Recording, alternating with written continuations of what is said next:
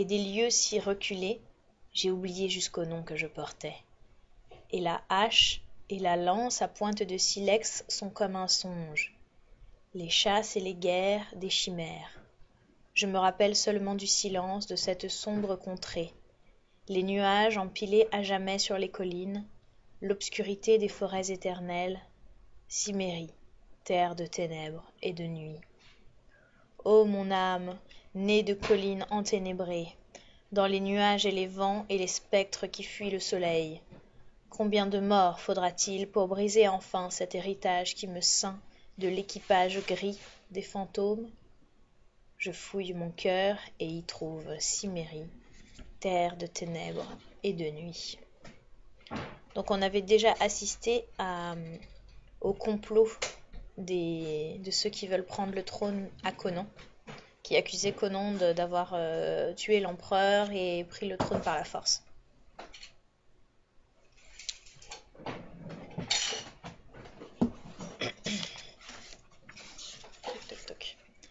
Quand le monde était jeune et les hommes faibles, que les démons de la nuit allaient librement, j'ai lutté contre Seth par le feu et l'acier et le suc de l'arbre Upa.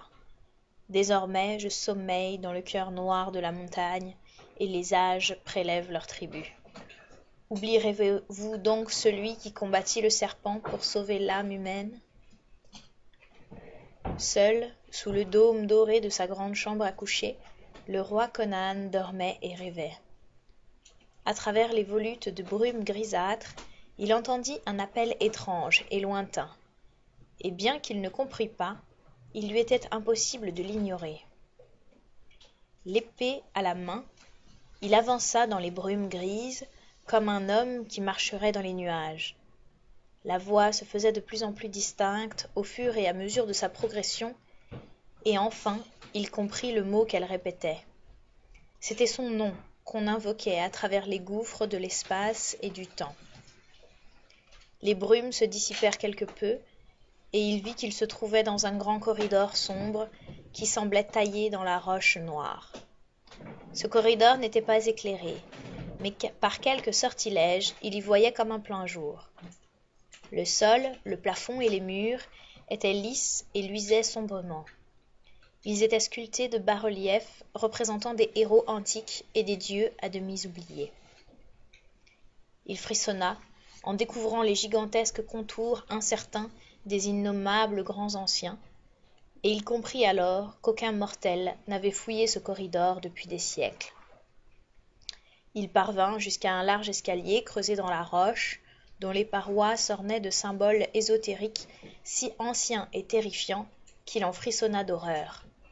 Une représentation de Seth, l'antique serpent, était gravée sur chaque marche, si bien qu'à chaque pas, il devait fouler du pied la tête du serpent répugnant, ainsi qu'on l'avait prévu depuis des temps immémoriaux. Cela ne le tranquillisa pas pour autant.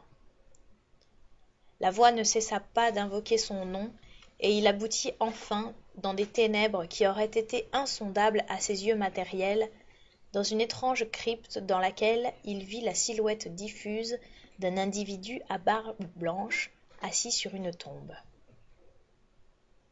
Les cheveux de Conan se hérissèrent et il s'empara de son épée. À ce moment, la silhouette se mit à parler d'un ton caverneux. « Ô humain, sais-tu qui je suis ?» T'as oublié de changer ta catégorie. Je te vois toujours dans Jeu à long terme. T'as actualisé? Moi j'ai écrit il y a longtemps. Désolé, hein, mais regarde. Regarde. Oui, non, mais je te crois. Ça y est, c'est bon normalement.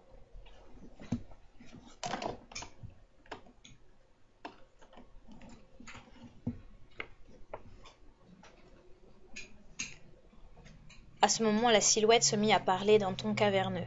« Ô humain, sais-tu qui je suis ?»« Non, par Crom, jura le roi. »« Homme, dit l'ancien, je suis Épémitréus. »« Mais Épémitréus le sage est mort il y a 15 siècles, balbutia Conan. « Écoute, fit l'autre sur un ton péremptoire. Comme un caillou lancé dans un lac sombre envoie des ondes sur la rive opposée, Des événements du monde invisible se sont échoués sur les rives de mon sommeil. Je t'ai bien observé, Conan de Cimmérie, et tu portes la marque d'événements capitaux et de hauts faits. Mais des menaces pèsent sur cette terre, contre lesquelles ton épée ne peut rien. Tu parles par énigme, dit Conan, mal à l'aise. Montre-moi mon ennemi, et je lui fendrai le crâne jusqu'aux dents. Libère ta fureur barbare contre des ennemis de chair et de sang, répondit l'ancien. Ce n'est pas contre des hommes que je dois t'armer. Il existe des mondes obscurs, insoupçonnés de l'humanité, peuplés de monstres informes, des êtres démoniaques que des magiciens maléfiques peuvent conjurer depuis les vides extérieurs. Ils prennent alors une forme matérielle et, aux ordres de ces magiciens, ils déchirent et dévorent. Il y a un serpent dans ta maison, ô roi, une vipère dans ton royaume venue de Stygie, et son âme obscure est habitée de toute la noire sagesse des ténèbres. Ainsi qu'un homme endormi rêve du serpent qui rampe vers lui, j'ai senti la présence impie du serviteur de Seth. Il est ivre de son terrible pouvoir, et les coups qu'il porte à son ennemi pourraient bien entraîner la chute du royaume. Je t'ai fait venir pour te donner une arme contre lui et sa meute infernale. Mais pourquoi ? Demanda Conan abasourdi. On dit que tu dors dans le cœur noir de Gholamira, d'où tu envoies ton fantôme sur les ailes invisibles afin d'aider la Chilonie lorsqu'elle en a besoin. Mais je suis un étranger et un barbare. Silence!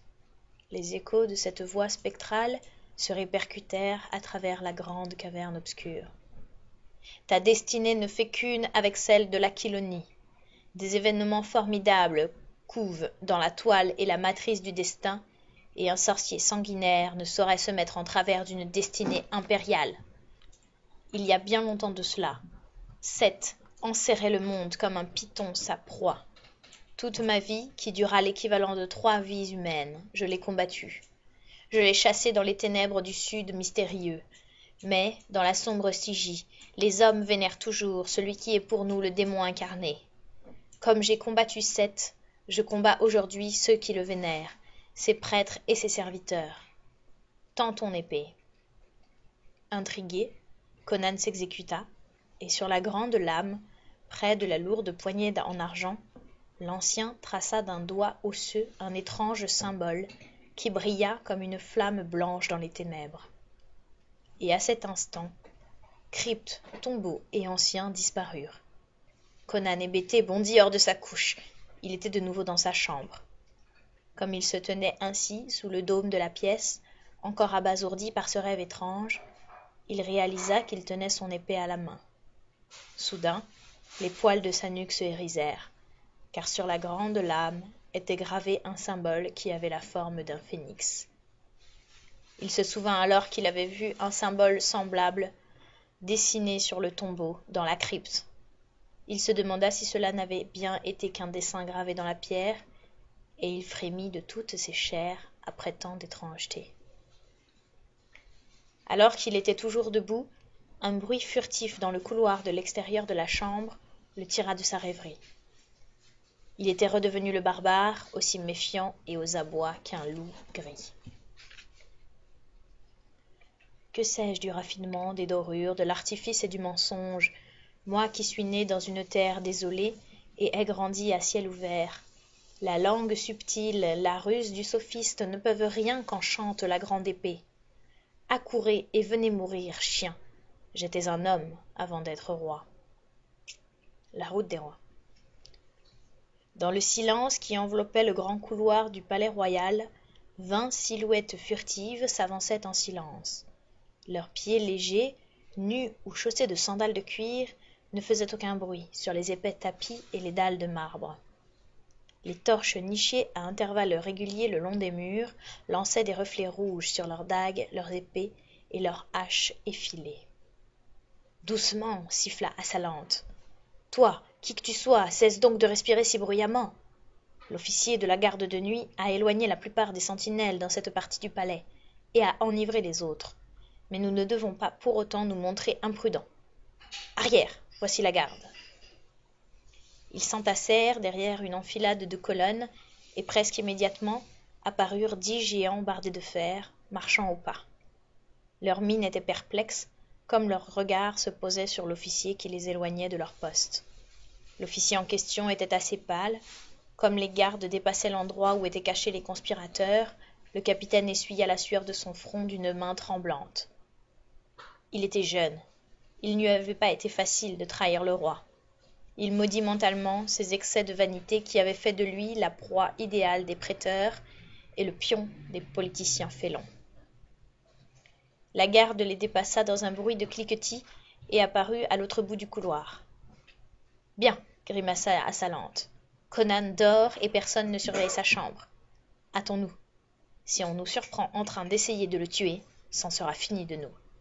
Mais en revanche, peu d'hommes épouseront la cause d'un roi mort. »« Oui, hâtons-nous » s'écria Rinaldo, ses yeux de la même couleur que la flamme bleutée de la lame qu'il brandissait au-dessus de sa tête. « Mon épée a soif, j'entends les vautours qui s'assemblent.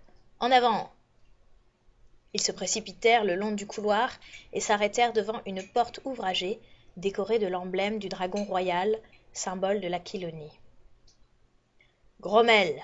ordonna Assalante. « Enfonce-moi cette porte. » Le géant prit une inspiration profonde et projeta sa masse puissante contre les battants de la porte qui ployèrent et se déformèrent sous cet impact. Il se ramassa et plongea de nouveau, les verrous sautèrent, le bois craqua et la porte se fracassa, s'ouvrant vers l'intérieur. « En avant !» rugit Assalante, emporté par l'élan de ce moment crucial. « En avant !» hurla Rinaldo. « Mort aux tyrans !» Ils s'immobilisèrent. Ce n'était pas un homme nu, désarmé, sortant à peine du sommeil que pour se faire égorger comme un agneau qui leur faisait face. C'était un barbare, bien réveillé, aux abois, ayant revêtu une partie de son armure et qui tenait sa grande épée à la main. La scène resta figée l'espace d'un instant. Les 4 aristocrates félons encadrés dans la porte brisée, une meute hirsute entassée derrière eux, tous pétrifiés à la vue de ce géant aux yeux de démon qui se tenait debout, avec son épée, en plein milieu de la pièce éclairée par les bougies. À cet instant, Assalante remarqua le sceptre d'argent et le mince bandeau doré, la couronne d'Aquilonie, posée sur une petite table près du lit royal. Cette vision le rendit fou de désir. « En avant, canaille !» hurla le hors-la-loi. « Il est seul contre 20 et il n'a pas de casque. » C'était exact. Il n'avait pas eu le temps de mettre son lourd casque à plumes, ni de lasser les plaques latérales de son armure. Enfin, son grand bouclier était resté accroché au mur. Il n'empêche que Conan était bien mieux protégé que les conspirateurs, à l'exception de Grommelle et de Volmana, qui portaient leur armure complète. Le roi fixa sur eux son regard, intrigué quant à leur identité. Il ne connaissait pas Assalante, et ne pouvait pas voir les visages des 2 conspirateurs en armure. La visière de la toque de Rinaldo couvrait entièrement ses yeux. Mais l'heure n'était plus aux conjectures. Avec un cri qui se répercuta jusqu'au plafond, les assassins s'engouffrèrent dans la pièce, Grommelle en tête. Il chargea comme un taureau, tête baissée en avant, épée vers le bas, prêt à éviscérer. Conan bondit pour lui faire face et mit toute sa force de tigre dans un puissant moulinet. La grande lame décrivit un arc de cercle étincelant et alla s'écraser sur le casque du Beausaunien. Lame et casque volèrent en éclats et Grommelle alla rouler sur le sol, sans vie. Conan bondit en arrière, empoignant toujours son épée à la lame brisée. « Grommelle !» s'écria-t-il d'un air dédaigneux, stupéfait en découvrant le visage fracassé de l'homme sous son casque brisé. Alors le reste de la meute fut sur lui. Le fil d'une dague lui arrafla les côtes. Entre les plaques de son armure, une lame siffla devant son visage. Conan écarta le premier assaillant de son bras gauche et de l'autre asséna un formidable coup sur la tempe du second, se servant de son épée brisée comme d'une masse. La cervelle de l'homme vint éclabousser son visage. « Que 5 d'entre vous surveillent la porte !» hurla Assalante, qui virevoltait aux abords du concert d'acier, craignant que Conan se fraye un chemin à coups d'épée vers la sortie et s'enfuit. Les assaillants refluèrent momentanément. Leur chef en empoigna plusieurs qu'il poussa vers l'unique porte de la pièce. Conan profita de ce bref répit pour aller décocher du mur une vieille hache d'armes accrochée là depuis un demi-siècle et pourtant encore intacte. Dos au mur, il considéra l'espace d'un instant le demi-cercle qui se refermait sur lui, puis se jeta dans la mêlée. Ce n'était pas dans sa nature de rester sur la défensive. Même dans les situations les plus désespérées, il portait toujours la guerre dans le camp opposé. Tout autre que lui aurait déjà succombé, et d'ailleurs Conan ne pensait pas en réchapper. En revanche, il était envahi du désir féroce de causer le plus de dégâts possible dans les rangs de ses adversaires avant de mourir à son tour. Son âme barbare était embrasée, et les chants des héros anciens résonnaient à ses oreilles. S'élançant du mur, il trancha l'épaule d'un bandit, d'un coup de hache, et d'un puissant revers fracassa le crâne d'un autre. Les lames sifflaient agressivement autour de lui, mais la mort ne faisait que le frôler de justesse. Le Cimmérien se déplaçait à une vitesse aveuglante que l'œil avait peine à suivre.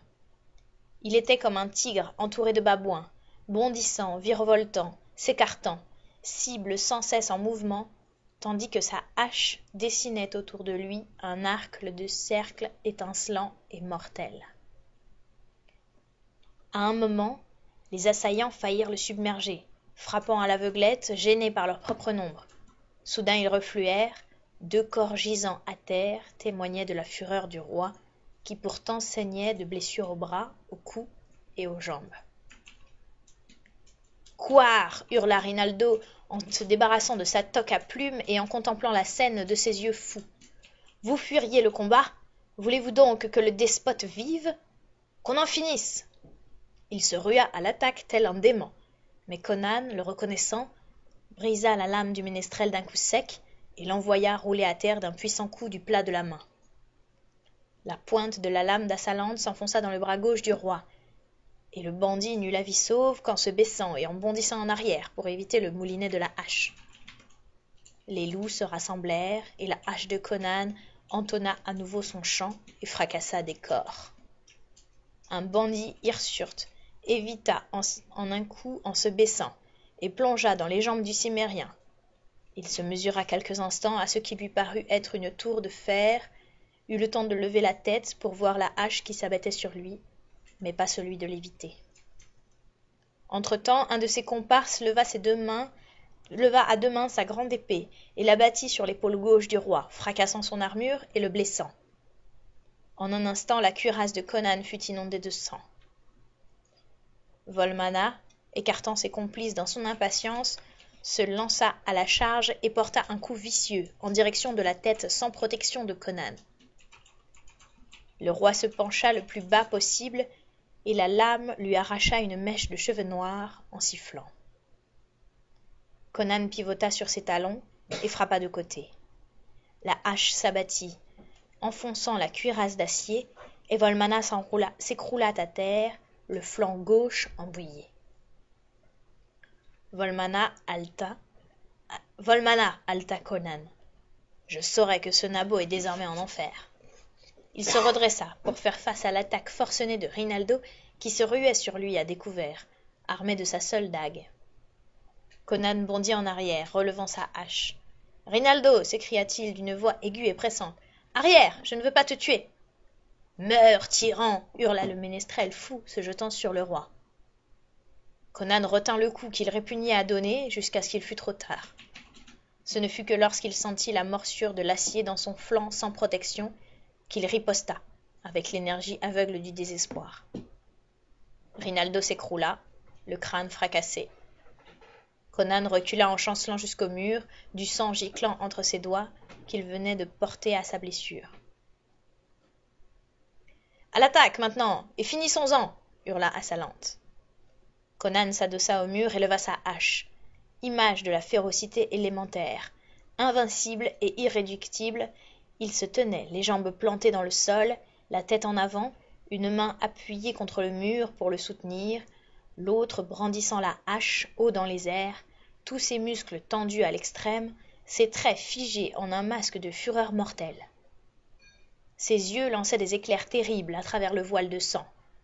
Les assassins flanchèrent. Ils avaient beau être des criminels sans foi ni loi, Il restait néanmoins de purs produits d'un monde civilisé. En face d'eux se dressait le barbare, le tueur naturel. Ils reculèrent. Le tigre mourant pouvait encore donner la mort.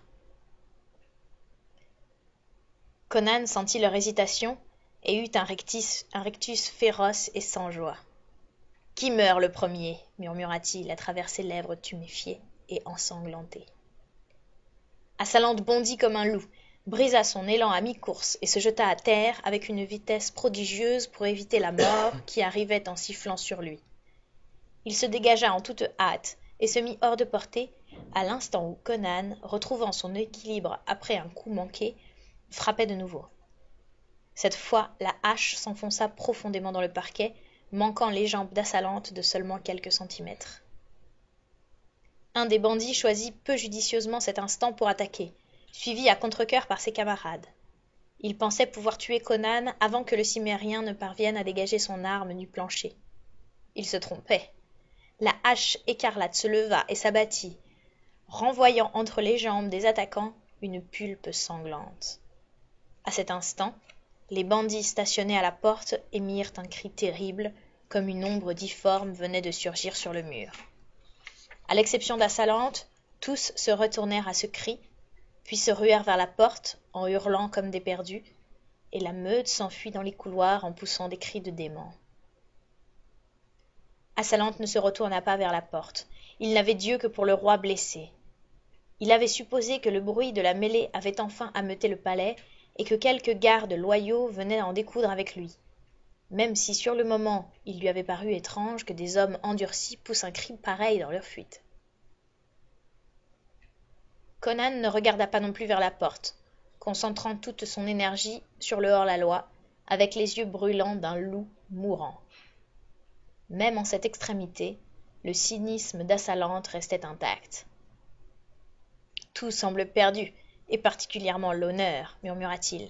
« Et pourtant, le roi meurt debout, et... » Nul ne devait jamais savoir quelles autres considérations traversèrent son esprit.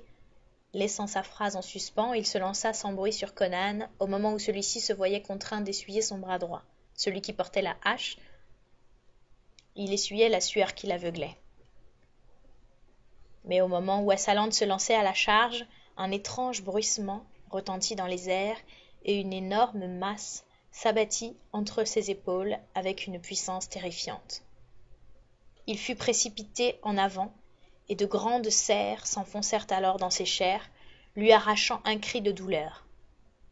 Tentant vainement de se soustraire à son agresseur, il tourna la tête et contempla alors un visage de cauchemar et de démence.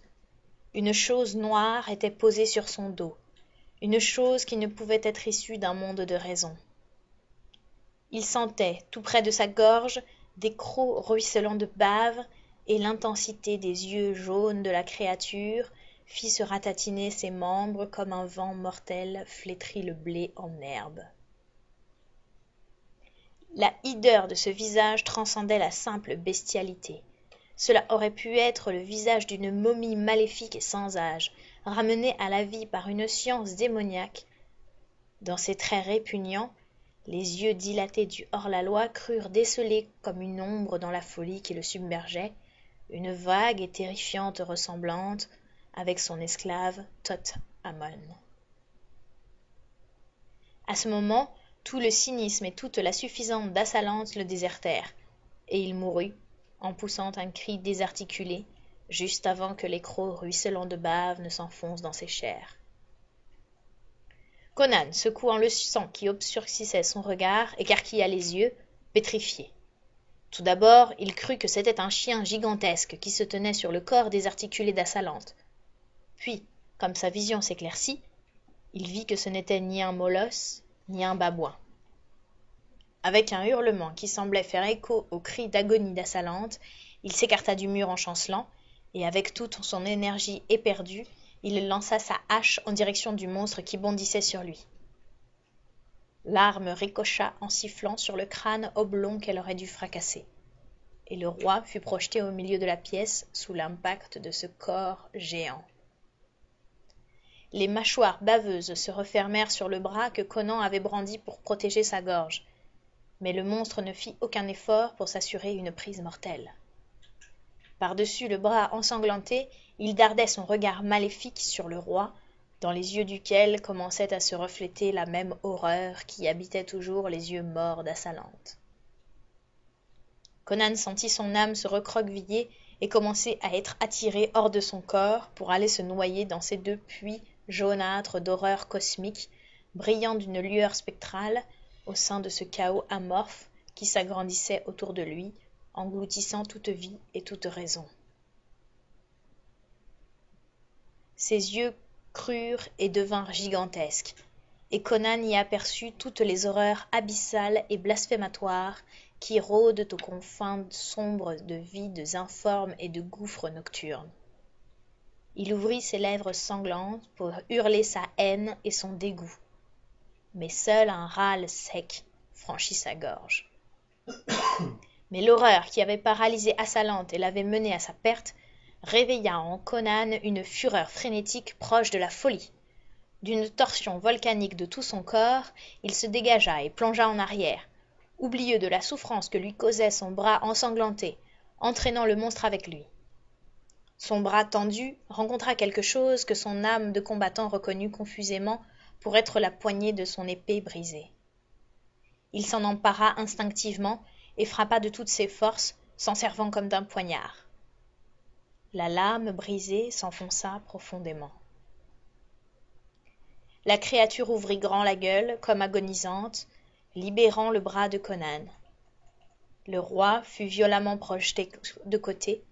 Il se releva sur une main et vit, hébété, que le monstre était secoué de terribles convulsions et qu'un sang épais se déversait de la plaie béante qu'avait ouverte la lame brisée.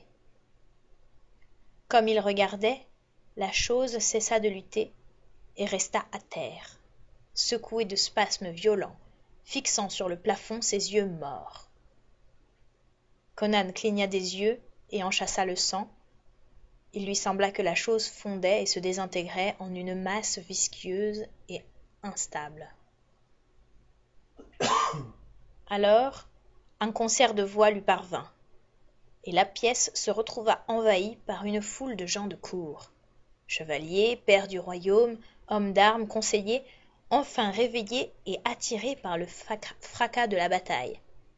Tous jasant, vociférant et se bousculant les uns les autres. Les dragons noirs étaient là, fous de rage, jurant et trépignant sur place, la main sur la poignée de leurs épées, poussant des jurons païens. On ne trouva trace du jeune officier de la garde personnelle. On ne devait d'ailleurs jamais le retrouver, en dépit d'actives recherches. « Grommel, Volana, Rinaldo !» s'exclama Publius le grand conseiller, passant ses mains potelées d'un cadavre à l'autre. « Noire trahison! Quelqu'un paiera pour ça. Qu'on appelle la garde !»« La garde est déjà là, vieil imbécile !» rétorqua cavalièrement Palantide, le commandant des dragons noirs, oubliant le rang de Publius dans la confusion du moment. « Cesse donc de piailler, et aide-nous à panser les blessures du roi. Il est en train de se vider de tout son sang. » « Oui, oui, s'écria Publius, homme de réflexion plutôt que d'action. Il faut panser ses blessures. Faites venir tous les médecins de la cour. Oh, monseigneur, quelle honte infâme pour la cité. Allez-vous mourir ? Du vin, haleta le roi du divan où on venait de l'étendre. On porta un gobelet à ses lèvres tuméfiées, et il but comme un homme à demi mort de soif. Ça fait du bien, grogna-t-il, se laissant retomber en arrière. Tuer donne sacrément soif. On venait d'étancher le flux de sang, et la vitalité innée du barbare reprenait le dessus. « Occupez-vous d'abord de la blessure de dague à mon flanc, demanda-t-il aux médecins royaux. Rinaldo m'a écrit là un poème mortel, et son stylet était acéré. Il y a longtemps qu'on aurait dû le pendre, se plaignit Publius. Rien de bon ne peut venir des poètes. Qui est celui-là ? Il posa le bout de sa sandale contre le cadavre d'Assalante. Par Mitra, s'écria le commandant, c'est Assalante, jadis comte de Thunes. Quelle satanée raison a poussé cet homme-là à quitter sa tanière du désert pour revenir ici ? Mais pourquoi a-t-il un tel regard ? Murmura Publius en s'éloignant du corps, les yeux grands ouverts, sa nuque grasse parcourue de frissons. Les autres se turent brusquement en regardant le corps du hors-la-loi. « Si tu avais vu ce que lui et moi avons vu, grogna le roi, qui était assis, en dépit des protestations des médecins, tu ne serais pas en train de poser cette question. Regarde donc par toi-même cette horreur qui... » Il s'arrêta en plein milieu de sa phrase et resta bouche bée, son doigt pointant dans le vide, là où le monstre était mort, il n'y avait plus que le sol nu. « Par Crom, jura-t-il, la chose a regagné la fange dont elle était issue. »« Le roi délire, murmura un homme. Conan l'entendit et proféra une série de jurons barbares. « Par Badb, Morrigan, Macha et Nemain, conclut-il coléreux, je suis sans d'esprit. On aurait dit le produit du croisement d'une momie stygienne et d'un babouin. Il est entré par la porte et les hommes d'Assalante se sont enfuis en le voyant. Il a tué Assalante qui était sur le point de m'embrocher. Ensuite, il a bondi sur moi et je l'ai tué. Mais je ne saurais dire comment. Ma hache a ricoché sur lui comme sur un roc. Mais je pense qu'Épimétréus, le sage, y est pour quelque chose. »